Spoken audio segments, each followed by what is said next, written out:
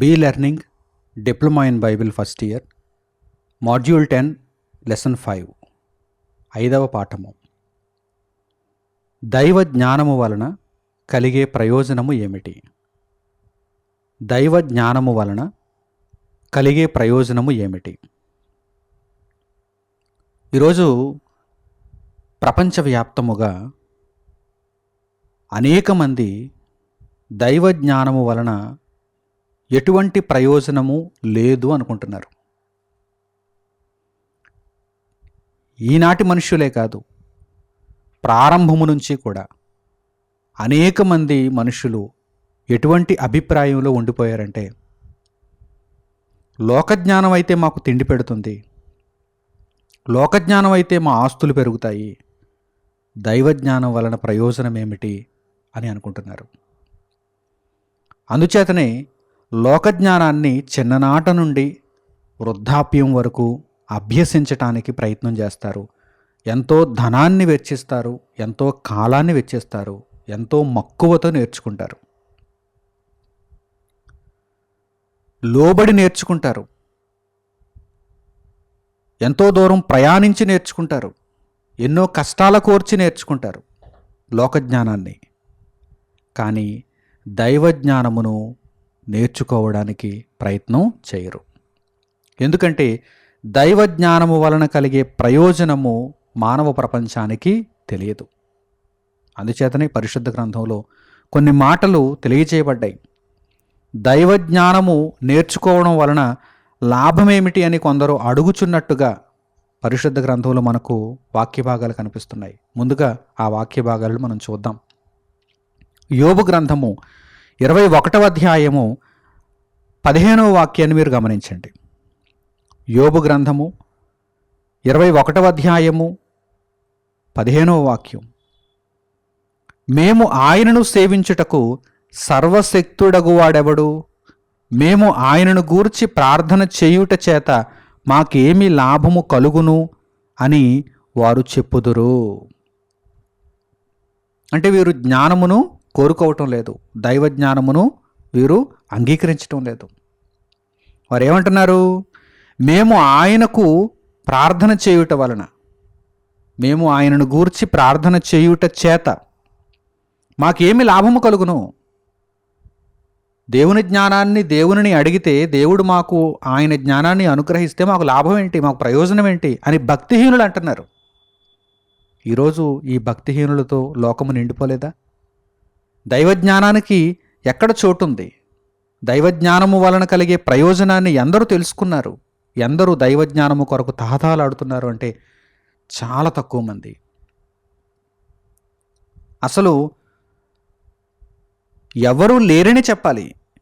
కోటాను కోట్ల మంది మనుష్యుల ప్రపంచంలో చాలా తక్కువ మంది, వేళ్ల మీద లెక్క పెట్టగలిగినంత మంది మాత్రమే దేవుని జ్ఞానము వలన కలిగే ప్రయోజనాన్ని తెలుసుకుంటున్నారు. మిగిలిన వారు అందరూ కూడా, ఇందులో నామకార్థ క్రైస్తవులు అనేక మంది ఉన్నారు. అంటే బైబిల్ చేతపడతారు, ప్రార్థనకు వెళతారు, చర్చికి వెళ్తారు, సంఘాలుగా కూడుకుంటారు, వారికి తెలియదు దైవజ్ఞానము వలన కలిగే ప్రయోజనం, వారికి కూడా తెలియదు. అనేక మంది భక్తిహీనులుగా మిగిలిపోతున్నారు, దేవుని జ్ఞానమును నేర్చుకోకుండా మిగిలిపోతున్నారు. ఈ విషయాన్ని దేవుడు పరిశుద్ధ గ్రంథంలో పొందుపరిచాడు. వారు అడుగుతున్నారు, మాకు లాభం ఏంటి, మాకు లాభం ఏంటని వారు అడుగుతున్నారు. ఇంకా ఈ విషయాన్ని గురించి మనము పరిశుద్ధ గ్రంథంలో చూడగలిగితే సామెతల గ్రంథము 1వ అధ్యాయము 22వ వాక్యం నుండి చూడండి. సామెతల గ్రంథము 1వ అధ్యాయము 22వ వాక్యం నుండి. ఎట్లనగా జ్ఞానము లేని వారలారా, మీరెన్నాళ్ళు జ్ఞానము లేనివారుగా ఉండకూడదురు. బుద్ధిహీనులందరూ, మూర్ఖులందరూ జ్ఞానమును నేర్చుకోవడం వలన ప్రయోజనం ఏమిటి అని అడుగుతున్నారు కదా. వారు జ్ఞానము లేనివారుగానే చివరకు మిగిలిపోతున్నారు. ఎన్నాళ్ళు మీరు ఇంకా జ్ఞానము లేనివారుగా ఉండకూడదురు అని దేవుడు అడుగుతున్నాడు. అపహాసకులారా, మీరెన్నాళ్ళు అపహాస్యము చేయుచు ఆనందింతురు. బుద్ధిహీనులారా, మీరెన్నాళ్ళు జ్ఞానమును అసహ్యించుకొందురు. జ్ఞానమును అసహ్యించుకుంటున్నారా? ఎన్నాళ్ళు ఇలా చేస్తారు? ఎంతకాలం ఇలా మిగిలిపోతారని దేవుడు ప్రశ్నిస్తున్నాడు. తర్వాత మాటలు చూడండి. నా గద్దింపు విని తిరుగుడి, ఆలకించుడి, నా ఆత్మను మీ మీద కుమ్మరించుదును, నా ఉపదేశమును మీకు తెలిపెదను. నేను పిలువగా మీరు వినకపోతిరి, నేను చెయ్యి చాపగా ఎవరునూ లక్ష్యపెట్టకపోయిరి, నేను చెప్పిన బోధ ఏమియూ మీరు వెనక త్రోసివేసితిరి, నేను గద్దింపగా లోబడకపోతిరి. దేవుడు ధారాళముగా తన జ్ఞానాన్ని అనుగ్రహిద్దాం అనుకుంటే మనుషులు మాత్రం నీ జ్ఞానం వలన మాకు ప్రయోజనం ఏంటి, నీ జ్ఞానం మాకు వద్దు అని వెళ్ళిపోతున్నారు. దేవుడు గద్దించినా సరే మనిషి వినటం లేదు. అప్పుడు దేవుడు ఏమంటున్నాడో తెలుసా? చూడండి. కాబట్టి మీకు అపాయము కలుగునప్పుడు నేను నవ్వెదను. ఏటెల్లకాలం ఇలాగే ఉంటుందనుకుంటున్నారా? జ్ఞానము లేకపోవడం చేత మీరు నాశనం అయిపోతారు. అప్పుడు మీకు అపాయము కలుగగా నేను నవ్వెదను అంటున్నాడు దేవుడు. తర్వాత చూడండి. మీకు భయము వచ్చినప్పుడు నేను అపహాస్యము చేసేదను. ఒకానొక కాలానికి జ్ఞానము లేకపోవడం చేత మీరు రక్షింపబడరు, మీరు నిత్యాగ్ని దండనకు లోనవుతారు, మిమ్మును భయం చుట్టుకుంటుంది. మీకు భయము వచ్చినప్పుడు నేను అపహాస్యము చేసేదను అంటున్నాడు దేవుడు. ఆ తర్వాత భయము మీ మీదకి తుపాను వలి వచ్చినప్పుడు, సుడిగాలి వచ్చినట్లు మీకు అపాయము కలుగునప్పుడు, మీకు కష్టమును దుఃఖమును ప్రాప్తించినప్పుడు నేను అపహాస్యము చేస్తాను. అప్పటికి చేసేదేమీ లేదు, దేవుడు నవ్వుకోవడం తప్ప. దేవుడు నిత్యాగ్నికి మూర్ఖులను, బుద్ధిహీనులను, జ్ఞానశూన్యులను పంపించడం తప్ప. అదే విషయాన్ని దేవుడు ఇక్కడ తెలియజేస్తున్నాడు. తర్వాత అప్పుడు వారు నన్ను గూర్చి మొర్రపెట్టెదరు గాని నేను ప్రత్యుత్తరం ఇయ్యకుందును. అప్పుడు అడిగేస్తారు, దేవా నీ జ్ఞానాన్ని అనుగ్రహించు, నాకు మరలా ఒక అవకాశాన్ని ఇవ్వి, నేను ఇప్పుడు భూమి మీద నీ కోసం చక్కగా బ్రతికేస్తాను, నీ జ్ఞానమును కలిగి జీవించేస్తానని వారు అడుగుతారు. ప్రత్యుత్తరం ఇయ్యకుందును అంటున్నాడు దేవుడు. సమాధానమే ఉండదు. నన్ను శ్రద్ధగా వెదకెదరు గాని వారికి నేను కనబడకుందును. నన్ను శ్రద్ధగా వెతుకుతారు కానీ నేను వారికి కనిపించను. జ్ఞానము వారికి అసహ్యమాయను, యెహోవా యందు భయభక్తులు కలిగి ఉండట వారికి ఇష్టము లేకపోయిను. అంటే జ్ఞానము వలన కలిగే ప్రయోజనము తెలియకపోవట చేతే కదా జ్ఞానము వారికి అసహ్యమైపోయింది. జ్ఞానము వారికి అసహ్యమాయను, యెహోవా యందు భయభక్తులు కలిగి ఉండట వారికి ఇష్టము లేకపోయాను. వారు దేవుణ్ణి ఎదిరించువారుగా మారిపోయారు. తర్వాత చూడండి.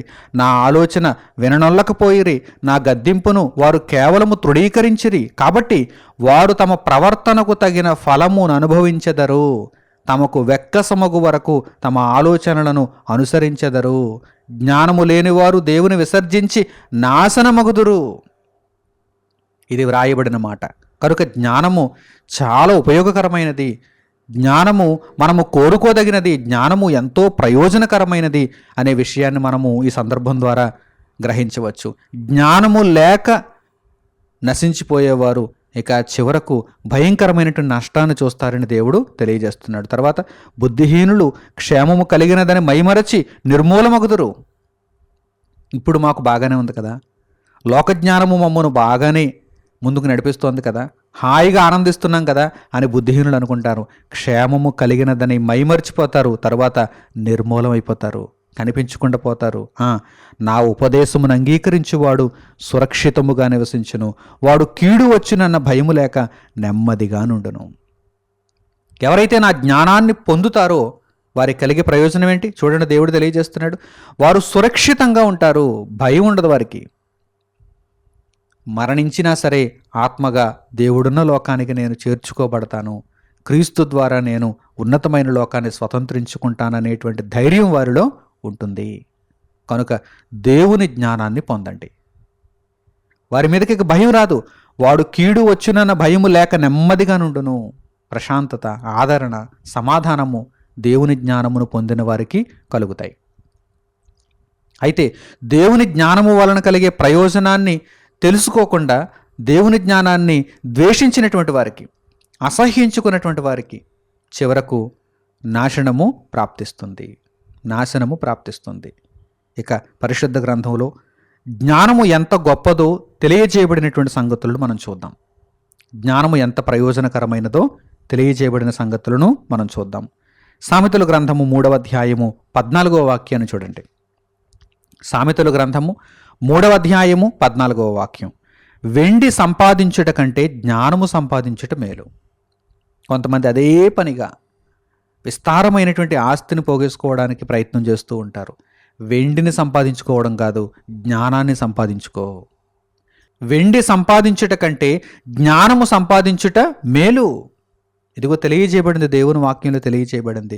జ్ఞానము సంపాదించుట చాలా మేలైనటువంటి విషయం. తర్వాత అపరంజి సంపాదించుట కంటే జ్ఞాన లాభమునొందుట మేలు.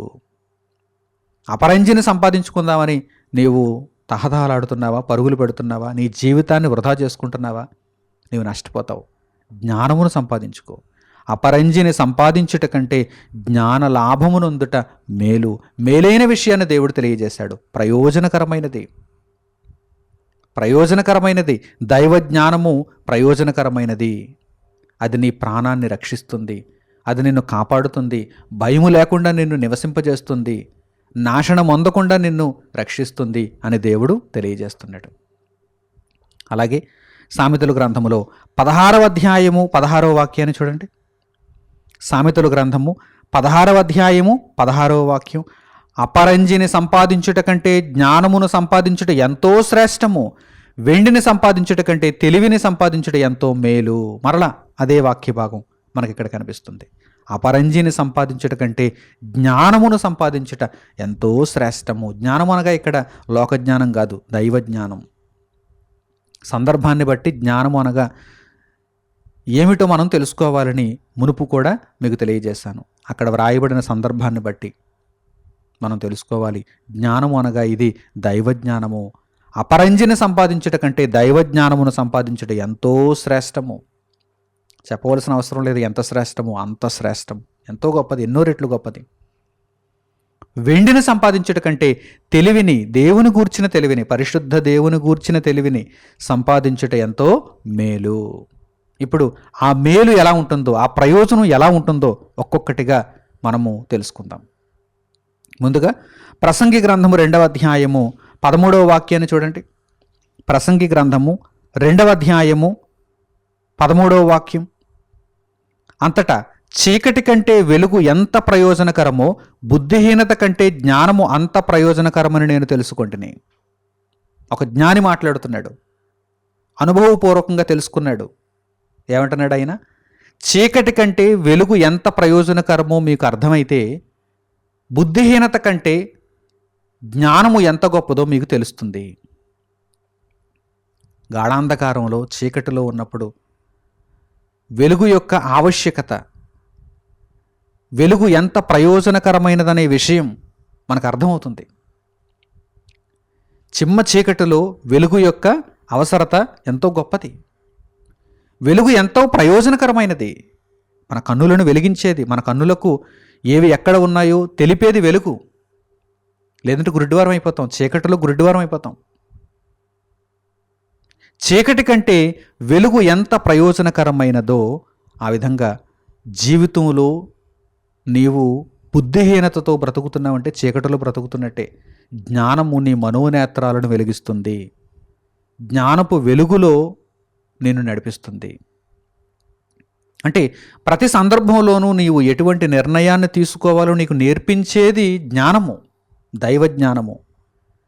చీకటి కంటే వెలుగు ఎంత ప్రయోజనకరమైనదో, ఇదిగో బుద్ధిహీనత కంటే జ్ఞానము అంత ప్రయోజనకరమైనదని దేవుడిక్కడ తెలియజేస్తున్నాడు. అలాగే ఇంకా జ్ఞానమును గూర్చినటువంటి సంగతులు, జ్ఞానము ఎంత ప్రయోజనకరమైనది అనేటువంటి సంగతులను మనం చూద్దాం. ప్రసంగి గ్రంథంలోనే 7వ అధ్యాయము 11వ వాక్యం నుండి మీరు గమనించండి. ప్రసంగి గ్రంథము 7వ అధ్యాయము 11వ వాక్యము నుండి, జ్ఞానము స్వాస్థ్యమంత ఉపయోగము.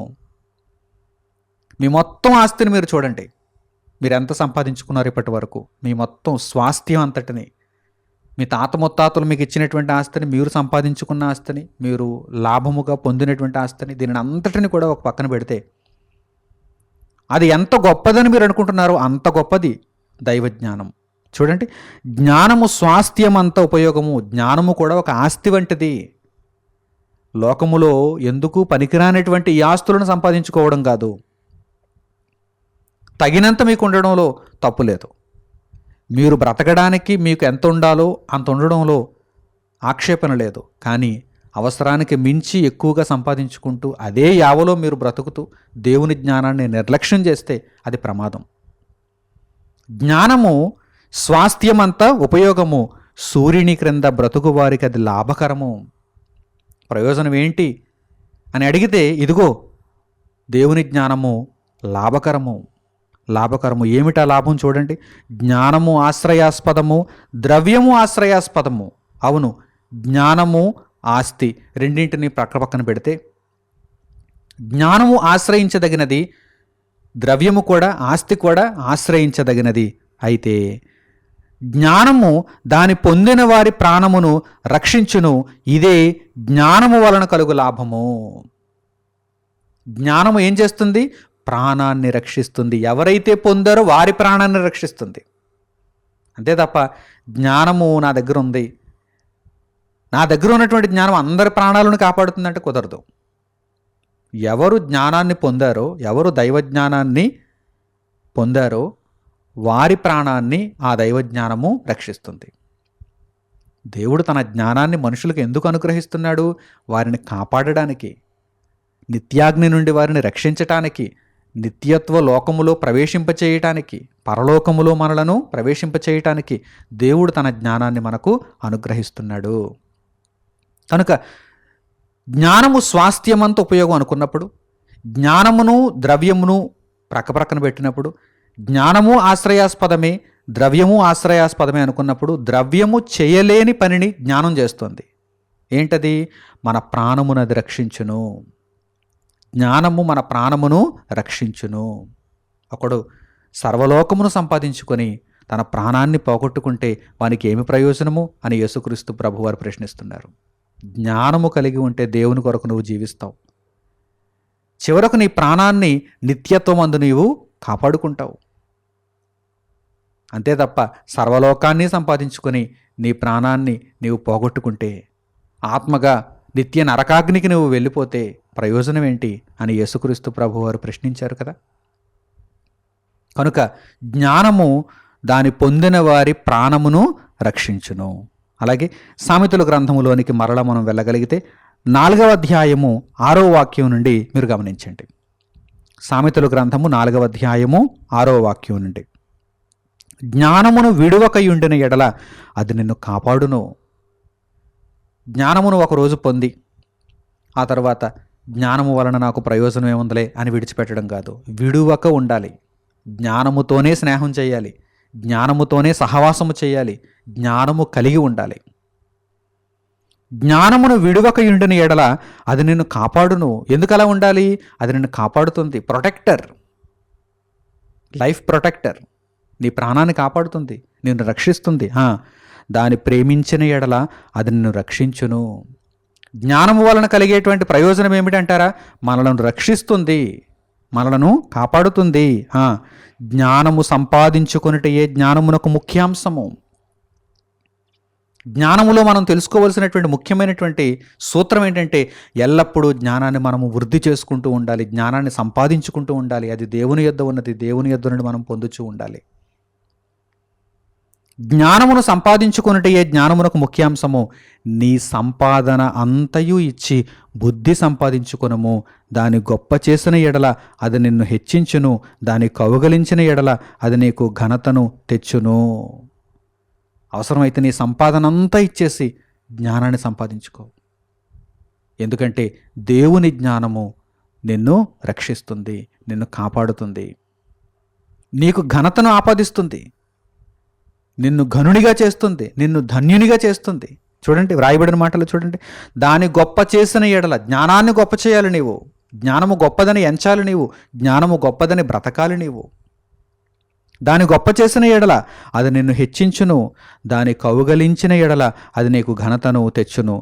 అది నీ తలకు అందమైన మాలిక కట్టును, ప్రకాశమానమైన కిరీటమును నీకు దయచేయును. నా కుమారుడా, నీవు ఆలకించి నా మాటలను అంగీకరించిన ఎడల నీవు దీర్ఘాయుష్మంతుడవగుదువు. నీ ప్రాణాన్ని కాపాడుతుంది, నిత్యము నీవు బ్రతుకుతావు. జ్ఞానము నీ చెంత ఉంటే, దైవ జ్ఞానమును నీవు అనుసరిస్తే నీవు దీర్ఘాయుష్మంతుడు అవుతావు. జ్ఞాన మార్గమును నేను నీకు బోధించి ఉన్నాను, యథార్థ మార్గములో నిన్ను నడిపించి ఉన్నాను. నీవు నడుచున్నప్పుడు నీ అడుగు ఇరుకున పడదు, నీవు పరిగెత్తునప్పుడు నీ పాదము తొట్టిల్లదు. ఉపదేశమును విడిచిపెట్టక దాని గట్టిగా పట్టుకొనుము, అది నీకు జీవము గనక దాని పొందియుండుము. జ్ఞానము వలన కలిగేటువంటి ప్రయోజనం ఏంటి? అది నీకు జీవము, అది నీకు జీవము. దానిని నీవు గట్టిగా చేపట్టాలి, దానిని నీవు విడిచిపెట్టకూడదు.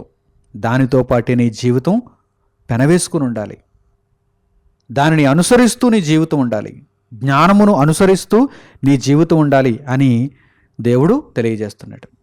ప్రియులారా, అలాగే జ్ఞానమును పొందిన వారు ధన్యులు అని మనకు పరిశుద్ధ గ్రంథంలో కనిపిస్తుంది. సామెతల గ్రంథంలోనే ఈ విషయాన్ని కూడా మనము తెలుసుకుందాం. సామెతల గ్రంథము 3వ అధ్యాయము 13వ వాక్యాన్ని చూడండి.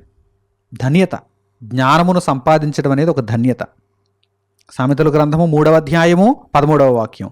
జ్ఞానము సంపాదించిన వాడు ధన్యుడు, వివేచన కలిగిన నరుడు ధన్యుడు, ధన్యజీవి.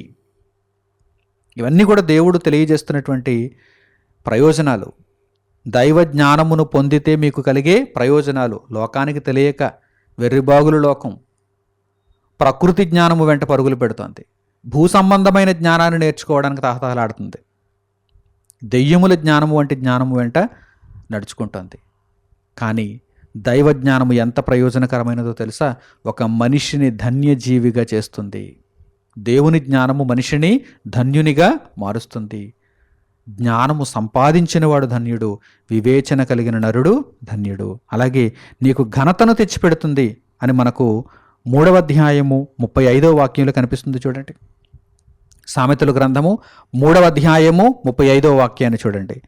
జ్ఞానులు ఘనతను స్వతంత్రించుకొందరు, బుద్ధిహీనులు అవమాన భరితులగుదురు. మరల దేవుడు తెలియజేస్తున్నాడు, జ్ఞానము వలన కలిగే ప్రయోజనం ఏమిటి? నిన్ను ఘనపరుస్తుంది. జ్ఞానము నీకు ఘనతను తీసుకుని వస్తుంది. జ్ఞానులు ఘనతను స్వతంత్రించుకొందరు, ఘనత వారిదే. మరి బుద్ధిహీనులు ఏమైపోతారు? బుద్ధిహీనులు అవమాన భరితులగుదురు, అవమానాన్ని వారు పొందుతారు. అది అవసరమా? కనుక లోకము పోతున్నటువంటి తప్పుడు మార్గంలో నీవు ప్రయాణం చేయక, దేవుడు చూపిస్తున్నటువంటి చక్కని మార్గంలో నీవు ప్రయాణం చేయాలి. దైవ జ్ఞానాన్ని కోరుకునేవాడవుగా, కోరుకునేదానవుగా నీవు ఉండాలి. దైవ జ్ఞానము వలన నీకు విశేషమైనటువంటి ప్రయోజనం ఉంది. నిన్ను ధన్యునిగా దేవుని జ్ఞానము మారుస్తుంది. అలాగే సామెతల గ్రంథము 9వ అధ్యాయము 11వ వాక్యం నుండి చూడండి. సామెతల గ్రంథము 9వ అధ్యాయము 11వ వాక్యం నుండి. నా వలన నీకు దీర్ఘాయువు కలుగును, నీవు జీవించు సంవత్సరములు అధికములగును. నీవు జ్ఞానివైన ఎడల నీ జ్ఞానము నీకే లాభకరము, నీవు అపహసించిన ఎడల దానిని నీవే భరింపవలను. దేవుని జ్ఞానమును నీవు పొందితే నీవు దీర్ఘాయువును అవుతావు, దీర్ఘాయువు కలుగుతుంది. ఏమంటే ప్రపంచంలో ఏది ఇచ్చినా ఆయుష్ను పెంచుకోగలరా? ఆస్తిని ఇచ్చి ఆయుష్ను పెంచుకోగలరా? బంగారాన్ని ఇచ్చి ఆయుష్ను పెంచుకోగలరా?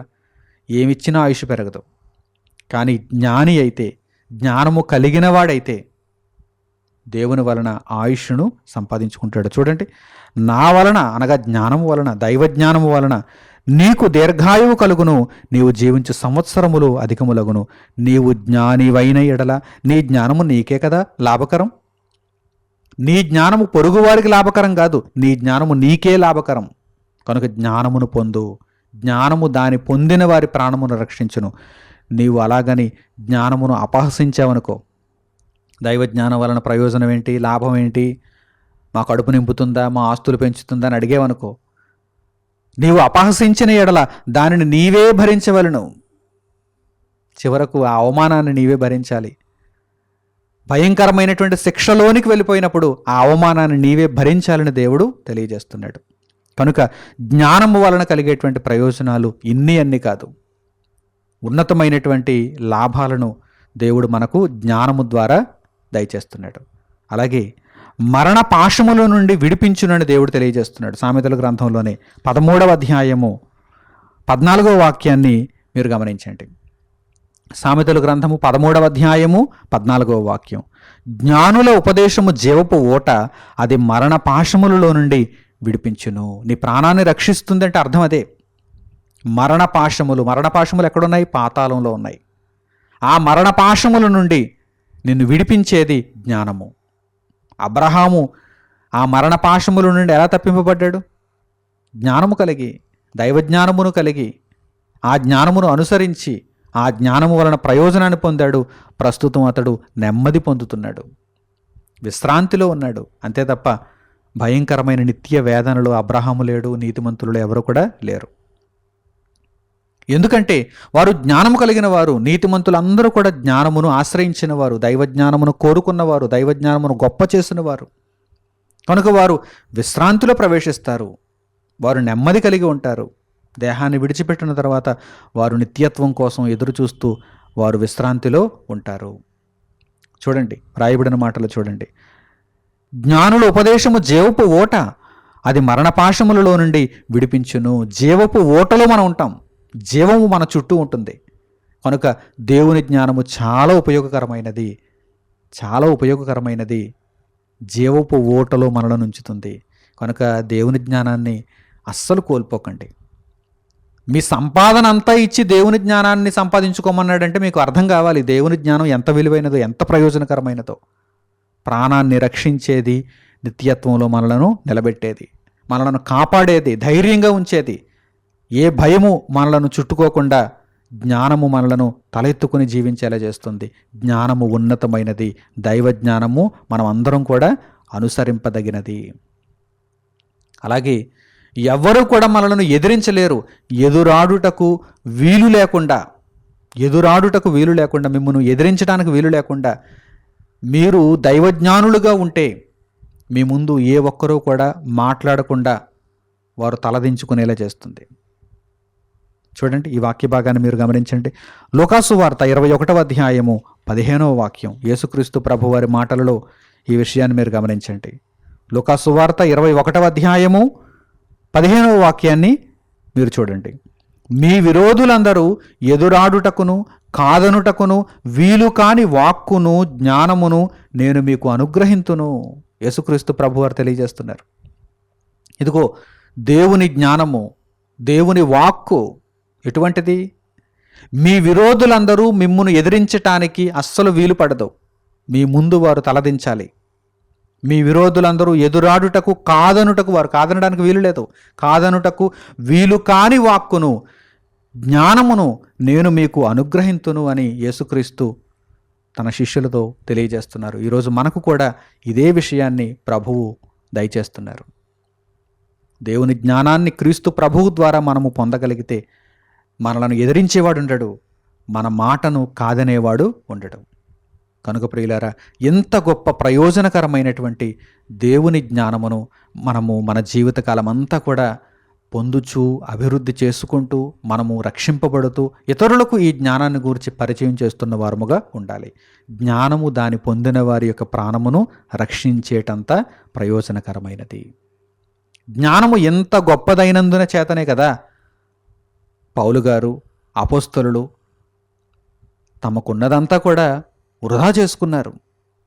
ఈ లోకపు ఆస్తిని, ఈ లోకపు వైభవమును మురికిగాను పెంటగాను ఎంచుకున్నారు. దేవుని జ్ఞానము యొక్క విశేషమైనటువంటి ప్రయోజనం వారికి అర్థమైంది. ఒక ఉదాహరణ మీరు చూడండి. ఫిలిప్పీయులకు పౌలు గారు రాసినటువంటి పత్రిక 3వ అధ్యాయము 7వ వాక్యం నుండి మీరు గమనించండి. ఈ ఉదాహరణను మీరు చూడండి. పౌలు గారు ఫిలిప్పీయులకు రాసినటువంటి పత్రిక 3వ అధ్యాయము 7వ వాక్యం నుండి, అయినను ఏవేవి నాకు లాభకరములయ్యుండెనో వాటిని క్రీస్తు నిమిత్తము నష్టముగా ఎంచుకొంటిని. ఎందుకంటే క్రీస్తులో ఉన్నటువంటి జ్ఞానము ఉన్నతమైనది, ప్రయోజనకరమైనది.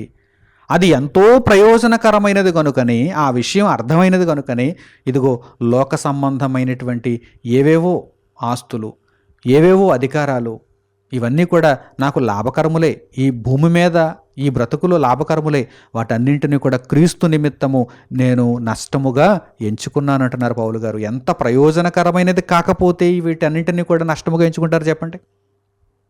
దైవజ్ఞానము ఎంతో ప్రయోజనకరమైనది. అలాగే నిశ్చయముగా నా ప్రభువైన యేసుక్రీస్తును గూర్చిన అతి శ్రేష్టమైన జ్ఞానము నిమిత్తమై సమస్తమును నష్టముగా ఎంచుకొనుచున్నాను. మరలా రెట్టించి చెబుతున్నారు పౌలు గారు ఈ విషయాన్ని. నిశ్చయముగా, ఖచ్చితముగా. ఖచ్చితముగా మన ప్రభువైన యేసుక్రీస్తును గూర్చిన అతి శ్రేష్టమైన జ్ఞానము నిమిత్తమై, ఏమంటే క్రీస్తును గూర్చినటువంటి శ్రేష్టమైన జ్ఞానమును పొందే కాలంలో మనం ఉన్నామండి. చాలా ధన్యులు మనం. ఒకప్పుడు దేవుడు చాలా సంగతులను నీతిమంతులకు, భక్తులకు మరుగుగానే ఉంచాడు. ఎందుకంటే ఇంకా కాలం పరిపూర్ణం కాలేదు. అంత్యకాలం వరకు ఇవి ముద్రింపబడి ఉన్నాయని దేవుడు తెలియజేశాడు. వారు కోరుకున్న వారికి కొన్ని సంగతులు అయితే దక్కలేదు. వారికి ఎంతవరకు ఇవ్వాలో అంతవరకే ఇచ్చాడు దేవుడు. కానీ ఇప్పుడు ఈ అంత్యకాలంలో మనకు దేవుడు పరిపూర్ణమైనటువంటి జ్ఞానమును దయచేస్తున్నాడు. అది క్రీస్తు ద్వారా. అందుచేతనే పౌలు గారు ఎంతో సంతోషిస్తున్నారు ఆ విషయంలో. నేను క్రీస్తు విషయమై నాకు లాభకరమైన వాటన్నిటిని నష్టపరుచుకున్నానని బాధతో దిగులు చెందటం లేదు. ఆయన ఆనందిస్తూ చెబుతున్నారు ఈ మాటలు, సంతోషిస్తూ చెబుతున్నారు. దేవుని జ్ఞానము ఎంత ప్రయోజనకరమైనదో తెలుసుకున్నవారు కనుక చెబుతున్నారు. ఇదిగో ఏమంటున్నారు చూడండి, నిశ్చయముగా నా ప్రభువైన యేసుక్రీస్తును గూర్చిన అతి శ్రేష్టమైన జ్ఞానము నిమిత్తమై, అతి శ్రేష్టమైన జ్ఞానమును పొందే కాలంలో ఇప్పుడు మనం కూడా ఉన్నాం. అది యేసుక్రీస్తు ద్వారా పొందే జ్ఞానము. యేసుక్రీస్తును గూర్చిన అతి శ్రేష్టమైన జ్ఞానము నిమిత్తమై సమస్తమును నష్టముగా ఎంచుకొనుచున్నాను. ఎందుకు సమస్తమును నష్టంగా ఎంచుకుంటున్నారు? అది ఎంతో గొప్పది. దానిని పొందే ప్రయత్నంలో ఏదైనా అడ్డు పెడితే దానిని నష్టంగా ఎంచుకుంటున్నారు ఆయన. యేసుక్రీస్తును గూర్చిన అతి శ్రేష్టమైన జ్ఞానమును పొందే ప్రక్రియలో లోక సంబంధమైనది ఏదైనా కోల్పోతున్నారు అనుకోండి. ఎలాగూ కోల్పోతాం, ఎందుకంటే వాటి వెంట పరుగులు తీస్తే అవి దక్కుతాయి. క్రీస్తు వెంట పరుగులు తీస్తే క్రీస్తు మహాజ్ఞానం మనకు దక్కుతుంది. క్రీస్తు వెంట పరుగులు తీస్తున్నప్పుడు, క్రీస్తు మహాజ్ఞానాన్ని మనం సంపాదించుకుంటున్నప్పుడు లోకపరమైనవన్నీ కూడా మనకు దూరం అవుతూ ఉంటాయి. వాటిని మనము నష్టపరుచుకుంటూ ఉంటాం. కనుక ప్రియులారా, దేవుని యొక్క అతి శ్రేష్టమైన జ్ఞానము, క్రీస్తు ద్వారా మనము పొందేటువంటి జ్ఞానము ఎంతో ప్రయోజనకరమైనది. మన ప్రాణమును రక్షించేది, మనలను నిర్భయముగా ఉంచేది, మనలను ధన్యులునిగా చేసేది, మనకు ఘనత తెచ్చినది. అనేకమైనటువంటి ప్రయోజనాలు లోకములో మనుషులు సంపాదిస్తున్నటువంటి ఈ ధనము కానీ, విద్య కానీ, లేక పేరు ప్రఖ్యాతులు కానీ, లేకపోతే ఇంకా ఏమైనా అధికారాలు కానీ, వీటిలో దేనితోనూ మనము మన ప్రాణాన్ని నిత్యత్వంలో సంపాదించుకోలేము. మనము నిర్భయముగా ఉండి విశ్రాంతిలో వీటి ద్వారా మనం ప్రవేశించలేం. కానీ దేవుని జ్ఞానము వలన మాత్రమే మనము ప్రవేశించడానికి అవకాశం ఉంది. కనుక మన ప్రాణాన్ని రక్షించేదైనటువంటి దైవజ్ఞానమును మనం కోరుకోవాలి. దైవజ్ఞానము అంత ప్రయోజనకరమైనది. ఈ విషయాలన్నిటినీ గ్రహించినటువంటి మీరు ఇక మీదట లోకములో ఉన్నతముగా దేనినైనా సంపాదించుకోవాలి అంటే క్రీస్తును గూర్చినటువంటి దైవజ్ఞానమును అతి శ్రేష్టమైనదిగా మీరు సంపాదించుకోవాలని మీకు సూచిస్తూ, అట్టి అభిప్రాయములతో ఇక మీదట మీ బ్రతుకు కాలాన్ని దేవునిలో ముందుకు నడిపించుకుంటారని కోరుకుంటూ ఈ పాఠ్యాంశమును ఇంతటితో నేను ముగిస్తున్నాను. మన తండ్రి అయిన దేవుని ప్రేమ, మన రక్షకుడైన యేసుక్రీస్తు వారి కృప, పరిశుద్ధాత్ముని అన్యోన్య సహవాసము మనందరికీ సదాకాలము తోడై మనలను నడిపించునుగాక. ఆమేన్. తండ్రి అయిన దేవునికి ప్రార్థనలో ఏకీభవించండి. మహోన్నతుడు అయిన మా కన్న తండ్రి, పరిశుద్ధమైనటువంటి జ్ఞానమును మీరు మాకు అనుగ్రహిస్తున్నారు. ఈ జ్ఞానము ఎంత ప్రయోజనకరమైనదో మేము తెలుసుకున్నాము. మా ప్రాణమును రక్షించే క్రీస్తులో ఉన్న మీ మహాజ్ఞానమును నిరంతరాయముగా మేము పొందగలుగుటకు మమ్మల్ని దీవించండి తండ్రి. అట్టి అర్హతను సంపాదించుకునే నిమిత్తము మీ బలిష్టమైన చేతి క్రింద దీనమనస్కులుగా మేము కొనసాగటానికి, మీ యందు భయభక్తుల నుంచి మీ వాక్యమును వెంబడించటానికి మాకు జ్ఞాన హృదయమును కలుగు చేయండి. నాయన, లోకములో వేటిని మేము పోగొట్టుకున్నా, వేటిని మేము నష్టపరుచుకున్నా, మీ జ్ఞానమును మాత్రం మేము కోల్పోకుండా మిమ్మల్ని గూర్చినటువంటి జ్ఞానమును అతి శ్రేష్టమైనదిగా యేసుక్రీస్తు ప్రభువు ద్వారా మేము పొందగలుగుటకు, ఆ జ్ఞానమును ఎప్పటికప్పుడు అభివృద్ధి పరచుకొనగలుగుటకు, ఆ జ్ఞానము చేత మేము రక్షింపబడుతూ అనేకులను రక్షించగలుగుటకు సహాయము చేయమని మిమ్మల్ని కోరుకుంటూ మా ప్రార్థనా మనవులన్నింటినీ మా ప్రభువును మా రక్షకుడునైన యేసుక్రీస్తు వారి పేరిట మిమ్మల్ని వేడుకొనుచున్నాము తండ్రి. ఆమేన్. అందరికీ వందనములు. సెలవు.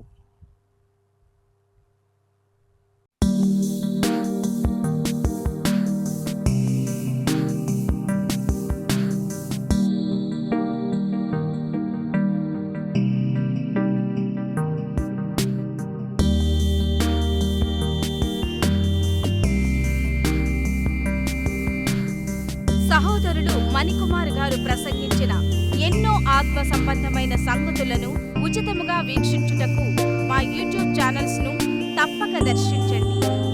మా సమాచారమును ఎప్పటికప్పుడు తెలుసుకుని ఆత్మీయాభివృద్ధి నొందవలనంటే మా యూట్యూబ్ ఛానల్స్ ను సబ్స్క్రైబ్ చేసుకోండి. సత్వర నోటిఫికేషన్ల కొరకు సబ్స్క్రైబ్ బటన్ ప్రక్కనే ఉన్న బెల్ సింబల్ ను క్లిక్ చేయండి. మరిన్ని వివరములకు మీరు సంప్రదించవలసిన మా ఫోన్ నెంబర్స్ 8978414178 మరియు 8333927666. ధన్యవాదములు. ఈ కార్యక్రమమును అనేక మందికి పరిచయం చేయగలరని ఆశిస్తున్నాము. ప్రభువైన యేసుక్రీస్తు పేరిట మీకు శుభములు.